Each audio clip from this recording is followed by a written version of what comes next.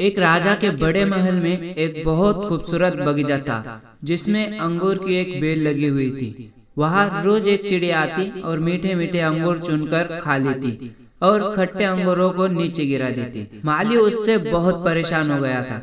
माली ने उस चिड़िया को पकड़ने की बहुत कोशिश की, लेकिन वो उस चिड़िया को पकड़ नहीं पा रहा था। बहुत परेशान होकर वो माली राजा के पास गया और राजा को यह बात बताई। ये सुनकर राजा को आश्चर्य हुआ।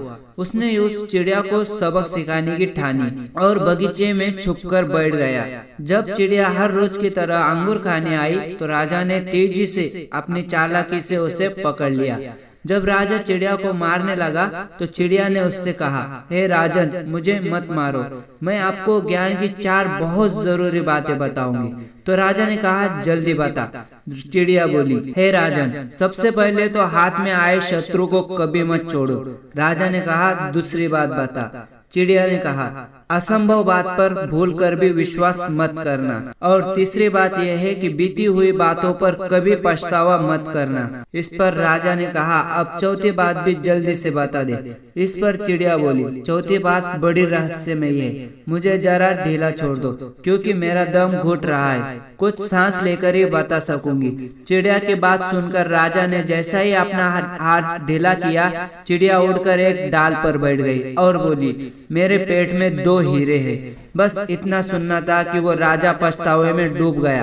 राजा की हालत देख चिड़िया बोली, हे राजन, सिर्फ ज्ञान की बातें सुनने और पढ़ने से कुछ नहीं होता है। आपने मेरी बात नहीं मानी, मैं आपकी शत्रु थी, फिर भी आपने मुझे छोड़ दिया। मैंने यह असंभव बात कही कि मेरे पेट में 2 हीरे हैं, फिर भी आपने उस पर भरोसा कर लिया।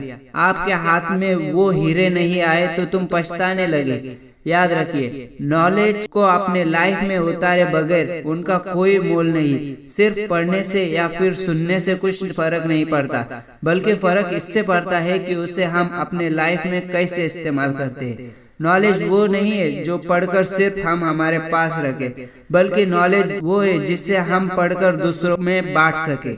आई होप आपको ये कहानी समझ आई होगी।